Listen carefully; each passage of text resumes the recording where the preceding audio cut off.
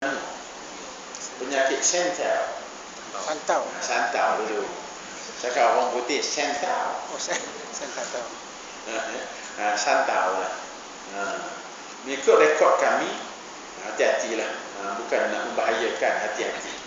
Di Malaysia ni, sentau itu nombor 2 terbahaya. Kawasan dia ialah Gerik. Jangan marah orang Gerik. Ni rekod je. Boleh makan, hati-hatilah. Ya, tapi nak kena macam mana?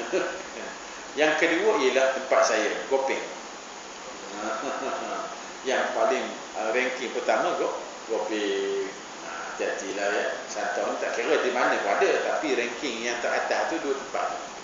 Dan rekod yang paling muda memiliki santau, ada ilmu santau, berusia 16 tahun.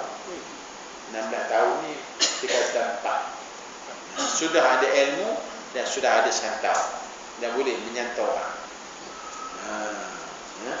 Menyantau orang maknanya dia orang apa dia? Okey, tolong WhatsAppkan gambar orang ni, alamat dia, WhatsAppkan dia punya wish, Google Map ke apa ke. Dia cari ikut Google Map. Jumpa. Itu bahaya. Jadi pada malam ni kita belajar tentang cara nak buat santau. Buat santau. Pelik kan? Narang orang menyantau tapi pelik. Sekadar tak tahu je lah. Umum je lah. Tuan-tuan dengan hafal pula. Okey, buat santau ni ringkasnya, kalau orang dulu guna tika yang macam talam benda-benda dalam tu dia buat benda-benda yang tak disantau. Bulu miang ke apa, benda-benda yang halus lah. Paku ke apa saja. Dan diletakkan apa nama tu, kain putih atas. Tutuplah. Orang dulu tak ada sangar kan. Sangar pula, tudung salji. Sangar pula ya. Betul sangar. Betul lah. Tutup dengan kain putih. Dan dibawa di tempat persimpangan yang tidak dilalui orang. Mana simpang yang tak dilalui orang? Mana? Simpang tu lah. Tu ramai orang. Maknanya dalam hutan tu. Dalam hutan yang dia tahu itu laluan jin. Dia pergi bila? Selepas pukul 12 malam. Cerita Doremi tu betul. Tak percaya tanya dia.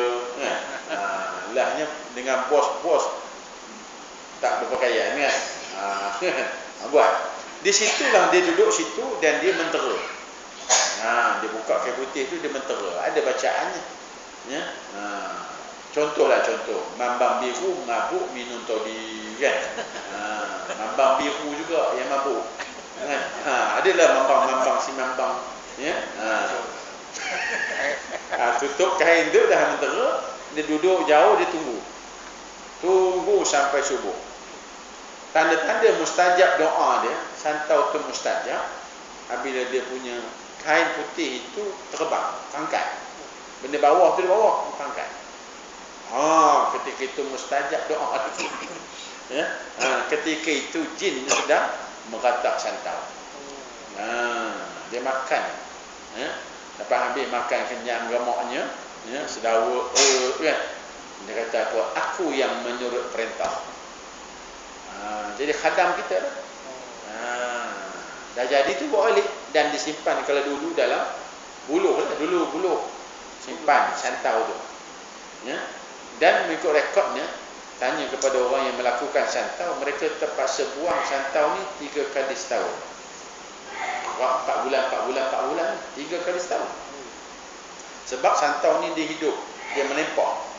Kalau tak buang, dia akan makan diri tuan dia. Jadi kena buang. So nak buang mesti di tempat khalayak ramai. Di Kuniri Kenara, apa nama, di kedai makan ramai orang kan. Di Padang Bola tak ada pula. Padang Bola puluh ribu kan. Kenapa tak disantau kan? Nak Kuniri Kenara juga kan. Tak apalah tu. Wallahualam. Jadi mereka ni menyimpan di celah kuku ni. Tuan perhati, kalau tuan panjang kuku tu, tuan pembela santau. Saya seminggu tak potong kuku tak. Tapi orang yang meniaga ikan ke, ada kuku panjang ni. Dia nak buang kulit ikan jaket tu kan. Tak. Jangan kata dia bela rantau pula.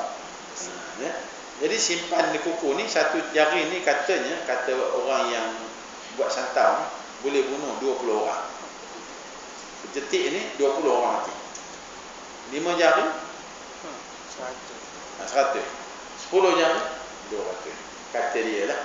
Wallahualam, sebab kita bukan pengamal santau.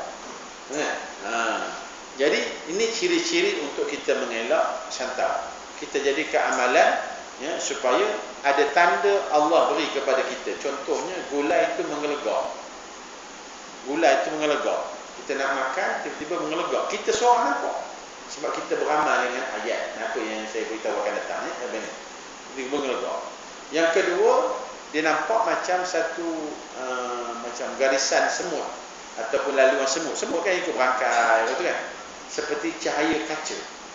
Dia bergerak, betul kan? Itu santau tu. Ya? Itu tanda-tanda Allah beri keselamatan kepada kita. So nak beramal apa dia? Yang pertamanya beramal 3 kul yang kita biasa buat tu. Sebelum tidur, ya, kita lunjuk ke arah kiblat al-syid, ya, kita doa, kita baca 3 kul. Jangan baca, ingat, jangan baca kul. Habis baca, ya.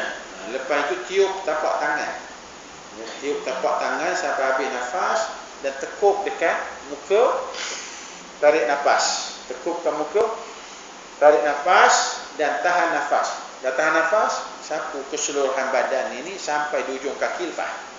Buat 3 kali. Ini hadis sahih riwayat Aisyah. Nabi tak pernah tinggal sampai Nabi wafat malam. Sebab santau dihidup di waktu malam. Ya, santau terbatal apabila kita nampak santau tu. Ya, santau ni kalau orang tua dulu kata, dia terbang tak tinggi daripada pokok kelapa. Dululah dia rendah. Dia macam kekunang-kunang terbang. Itu santau. Ya, macam kelip-kelip lah. Gitu. Jadi amalan tadi dah 3 kul sebelum tidur. Yang kedua, berdasarkan hadis sahih lagi, baca bismillahillazi la yadurru ma'asmihi syai'un fil ardi wala fis sama'i wa huwas sami'ul 'alim. 3 kali pagi, 3 kali petang. Ini ada sahih, banyak riwayat Nasa'i, Ibnu Majah dan sebagainya. Ya, baik. Yang ketiganya, kita amalkan dengan bismillah 5. Bismillah 5, ya. Yang mudah bismillah 5 ni apa? Bismillahirrahmanirrahim, bismillah syafi, bismillahil kafi, bismillahil mu'afi, bismillahillazi la yadurru ma'asmihi syai'un fil ardi wala fis sama'i.